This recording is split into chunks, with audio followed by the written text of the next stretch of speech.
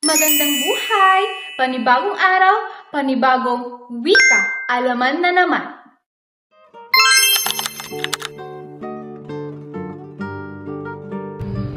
Sa pahayag sa kabanata na, sinabihan niya si Pekson itong si Juanito, mahina ang pag-iisip at laging nakatitig lamang sa mga desisyon ng mga praile kahit wala ito sa katwiran.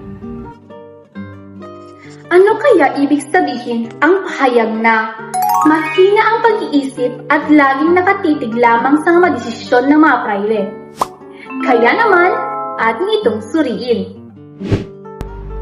Ang linyang mahina ang pag-iisip at laging nakatitig lamang sa mga desisyon ng mga praile ay isang tuwirang pagpuna sa kawalan ng sariling paninindigan. Ipinapakita rito ang ugali ng ilang Pilipino noon at maging sa kasalukuyan na naging sunod-sunuran. Sa halip na gamitin ang rason at lohika, mas pinili nilang umasa sa dikta ng mga nasa kapangyarihan sa kasong ito. Ang mga praile, kahit pa ang mga desisyong ito ay hindi na makatwiran o makatarungan. Sa pangkalahatan, ang kabanatang ito ay naglalarawan sa paghahati ng pananaw ng mga kabataan.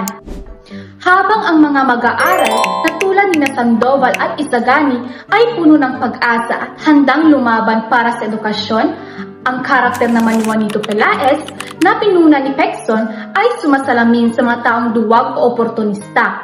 Binibigyang diin ni Rizal na ang tunay na talino ay wala sa pagsunod ng pikit mata, kundi sa kakayahang mag-isip ng malaya at tumindig para sa katotohanan.